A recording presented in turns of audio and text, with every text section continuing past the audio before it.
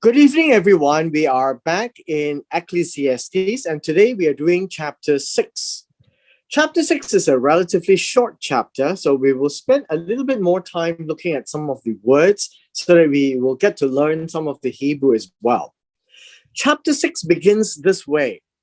There is an evil, and the word evil, as you know, is ra'ah.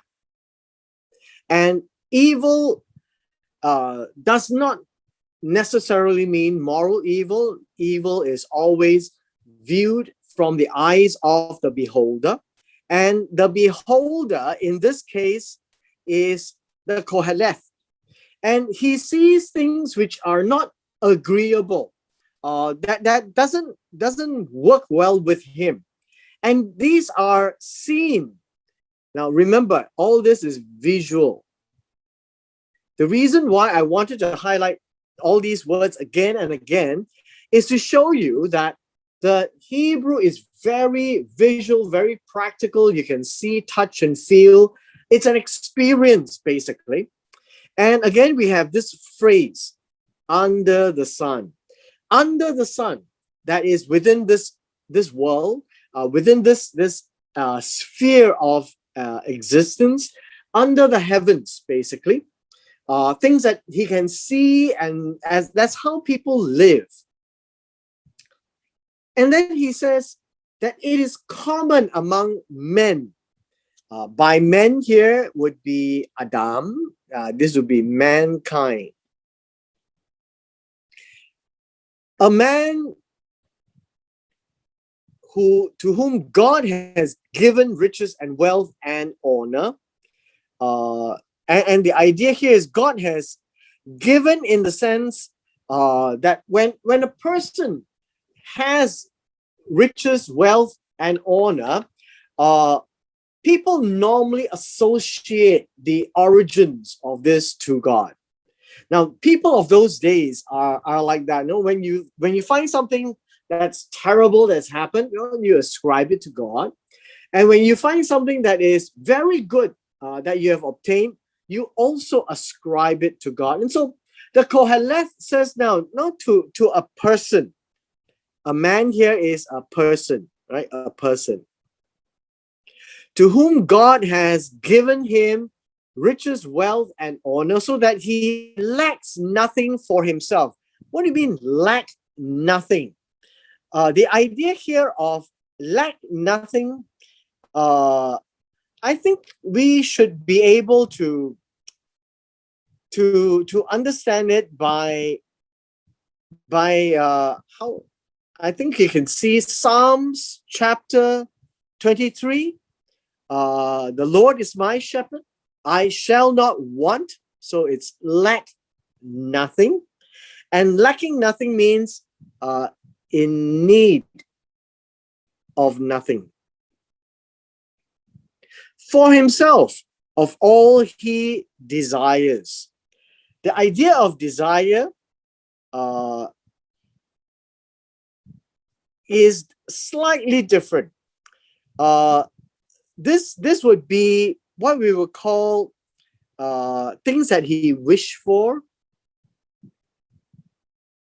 things that he may have desires or appetites. Now, this is a word that describes the physical senses, all right? The physical senses. So that when you see a man having riches, wealth, and honor, then there is nothing that he can't do for himself. That's the understanding. Yet God does not give him power. The idea of power is, how should you say, it's not about ability, it's about mastery. It's about mastery or a dominion or having control. Right? I think having control would be a good word, right? Control. To eat of it, Now remember, these are physical desires. So eating is a way to express the physical appetites. So God hasn't given him the control or the mastery to actually eat of whatever he has made or he has gained. And then he says, a foreigner then eats it on his behalf. A foreigner here would be somebody who is strange. So we call him a stranger. Not so much as the Ger that we have been reading, but this is a stranger from a strange land. So, if the Babylonians come, that they will be called a stranger. And so he says that this man is rich, has wealth, has honor, but he has no control over what he's going to eat, but somebody else is going to eat it for him. And his conclusion is this is vanity. It is an evil affliction. Now understand this. It is a breath. It is vanity, hevel. It means that it is brief. It is short. It is an evil affliction. Now, the word affliction here is a grief. Something that is not nice that's going to happen. And as such, the word evil here would be ra, something disagreeable that comes upon him because he makes so much, but he doesn't get to really enjoy it. Somebody else takes it away from him. And so the Kohelet says this is brief. His life is so short that he doesn't get to do it. And it is also called an evil affliction. This is something that he doesn't want. And it has come upon him. So if a man has 100 children and lives many years, so that the days of his years are many, but his soul, here in this word, verse 3, the word soul would be nephesh. And this represents his entire being, is not satisfied with goodness. Goodness is tov. So we have good and evil. And it says that, well, if even this person has many, many children and lives very, very long, but if his soul is never satisfied, not satiated, not fulfilled, right? Not filled with satisfaction. That's what it means. With the goodness of life, or indeed, he has no burial. Now, this is a very strange phrase. That he may be a rich man, but he dies graveless. How would that be? Well, one particular incident reminds us of Ahav. Ahav, that's the example. The example is Ahav. He has a wife. He's a king of the northern kingdom of Israel. He's got a wife by name of Jezebel. Well, he died without a burial. Right? He's rich. He's got everything. He's the king of Israel. And so the question would be, if your life is only this long, and when you die, you have no burial, isn't that a stillborn child is better than he? Stillborn in this case would be a child that's born and died an infant death. A child that's died from infant death or a miscarriage, you could say an untimely or miscarriage. It is better because a miscarriage or an untimely death for a baby still have a chance to be buried. For it comes in vanity, departs in darkness, and its name is covered with darkness. Darkness is choshek. And it appears that when it comes in darkness, it's something that you can't see through. and it comes in vanity, short, and then it departs very quickly. The word darkness, as we call choshek, you always find in the Bible, especially in people of the Near Eastern community, darkness is actually thick clouds. So you can see vanity, breath, or vapor. The life comes like a vapor and departs like thick clouds, and his name is covered with darkness in the same thick clouds. And the idea of covered really means to be clothed. To be clothed, and the whole idea is that it is, perhaps you could say that it's concealed. And people can't see his character. It came and it went so quickly. And so that's the depiction here, right? For it comes in a breath and it departs in thick clouds, and his character is covered or concealed in the thick clouds. Though it has not seen the sun nor known anything, this has more rest than man. Remember, this is with regards to the stillborn child. Right? The stillborn child comes and then he leaves. Nobody can see his character because he died before it started. Though it has not seen the sun, because life under the sun hasn't been understood or experienced, this has more rest than that man. Even if he lives 1,000 years twice, he has not seen goodness. And the idea of goodness is tova, means good things. And that would be something for the rich to reflect.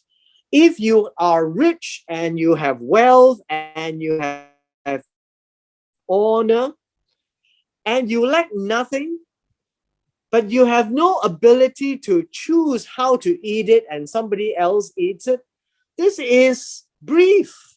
This is like an evil grief, something that you really don't want as a rich man.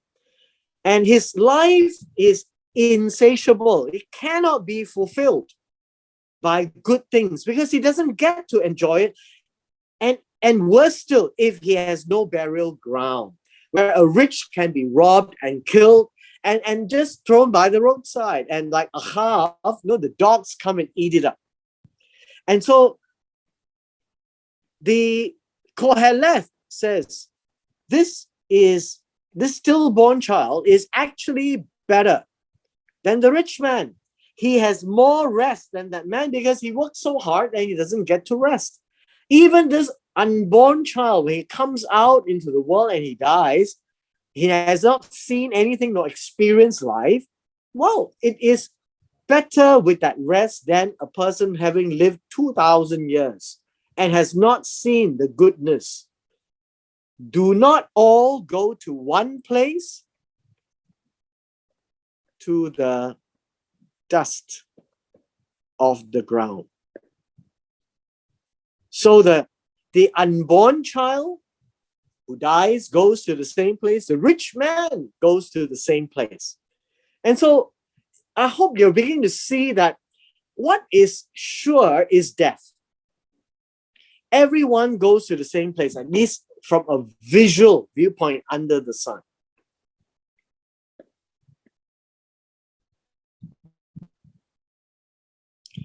He says this: all the labor of man is for his mouth, yet the soul is not fulfilled, not satisfied, not fulfilled. Now, you must know, people in those days do not have this abstract nature of dreaming of castles in the air.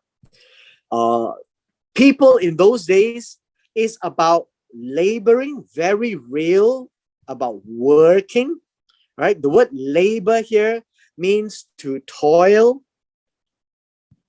right? To labor, to worry. So the worry of man is for his mouth, to eat. And this is to satisfy physical desires.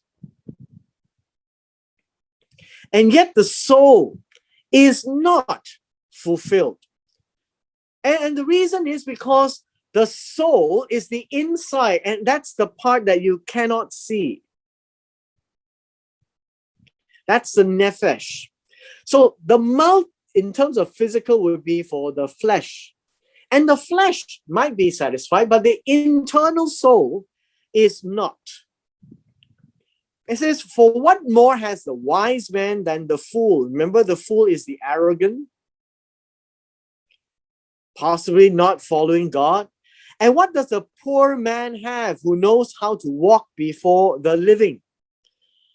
These are some very interesting parallels. He says, what more has the wise man than the fool? The question is, what more of what? More of what? And this, there is a word here that says that what more, what excess, I think that's a better way to express it. What superiority? What excess does the wise man have than the fool? What does the poor man have who knows how to walk before the living? The idea of walk is to live before those who are alive.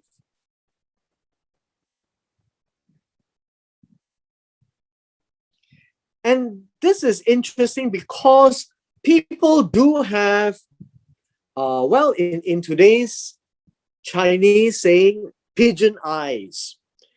In the sense that you look at somebody that is different from you to have a different color glass, right? So and people look at the poor to be of a different stature. Although he knows how to live before those who are living around him, he might be poor, but he has dignity. He always have dignity. What more has the wise than the fool? Is the wise man more superior than the arrogant? Does the poor man have more than those who are alive around him? And really, the answer is a rhetorical no, right? It's a rhetorical question. These are all rhetorical. And the answer is no, right? There's no great difference. So better is the sight of the eyes than the wandering of desire. This is also vanity, grasping for the wind. So let's break this down. Better is good eyesight. I think this would be a better way to look at it. Good eyesight. Then the soul, I guess you can talk about wandering, but I don't think this is particularly wandering. The walking of the soul, of the nephesh or soul. Okay. So now let's take a look at this. Why does the Kohelet, let's say, the sight of the eyes? What about the sight of the eyes? A good, better is the sight of the eyes than wandering or walking of the nefesh. And so this is the idea here. He has talked about the nefesh here, and he's talking about the nefesh here again. Better is the sight of eyes, talks about a good life experience. Then the walking of the nefesh, longing for things that is not satisfying. Okay? And that is what it means here. The soul is not satisfied, the wandering of the soul. So, sight of the eyes literally means a physical experience like this. All the labor of man is for his mouth. He gets to eat and he's happy. The soul is not satisfied because he's wandering or walking, longing for things that he cannot get satisfied because the food that is into the body is physical. It can never satisfy the soul, but it can satisfy the flesh. And so with this observation, the Kohelet says this is brevity, this is nebulous. You cannot hold on to it. This is grasping for the wind. This is frustration. And so you get one side satisfied, like it's the flesh, and the soul is not. Now we come to our last segment, verse 10. He says, whatever one is, he has been named already. For it is known that he is man, and he cannot contend with him who is mightier than he. Verse 10 says this, for whatever one is, whatever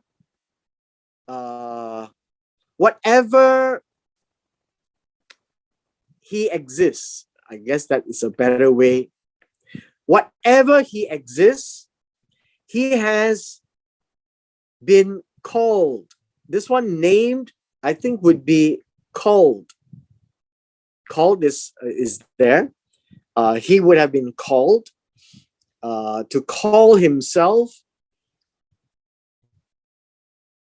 To call himself. He has been named is, I guess, okay. He has a name to call himself. And this word already literally means a great while ago. So ever since a person comes into existence, he has a name. For it is known.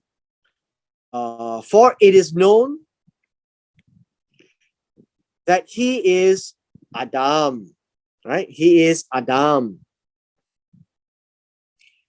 And we need to understand that this name Adam is called by God in the day where God made him. And so when we look back in the book of Genesis, and most people do that, they know that humanity has a name. God called Adam, right? And so he cannot means not able. He's not able to plead. This is like a law case, right? Plead or quarrel with him who is mightier than he.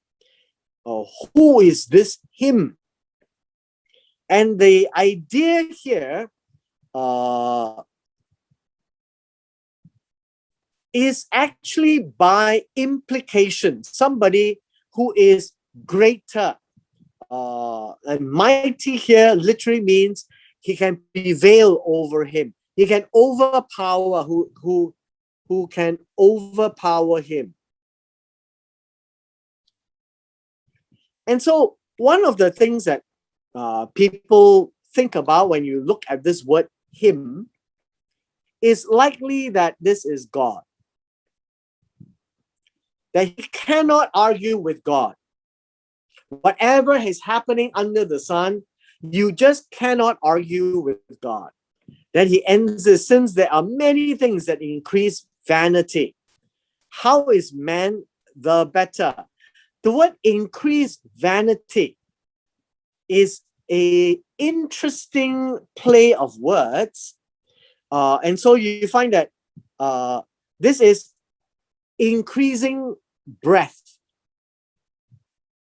increasing shortness of life.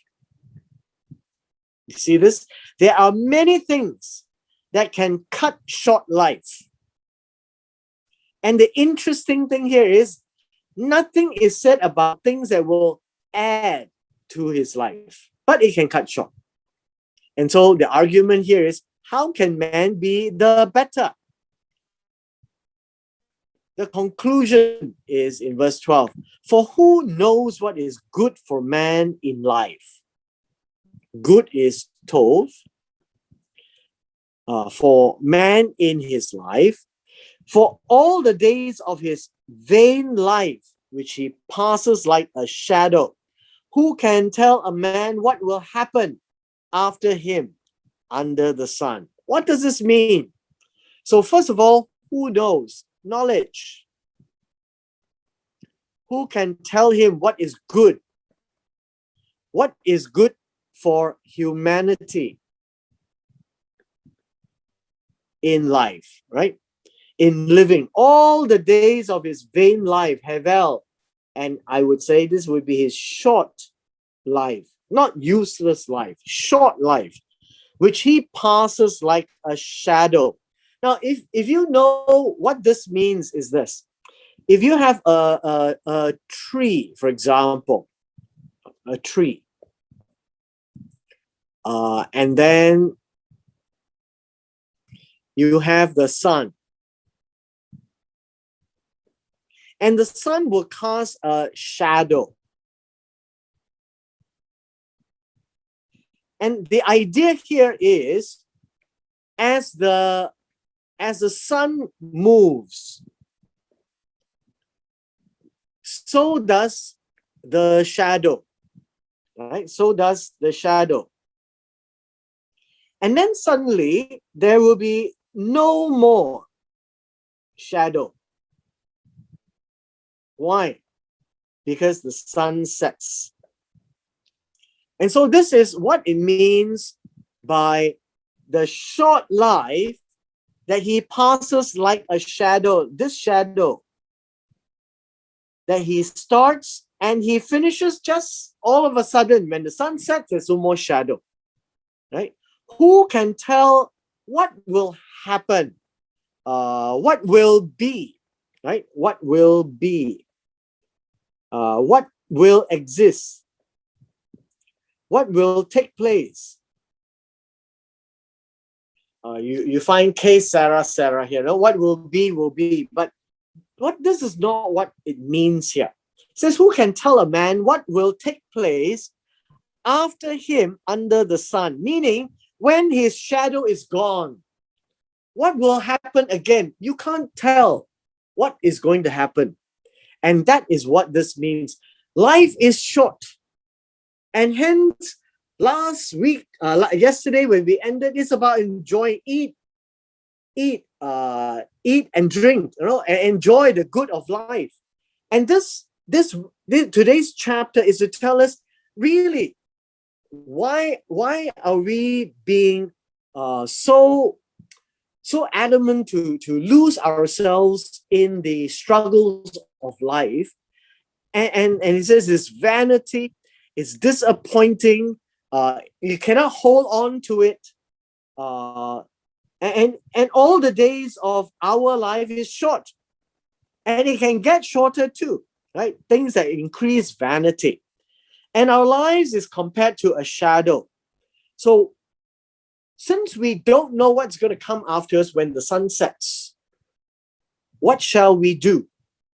And that's what is going to carry on in the following chapters as well. All right.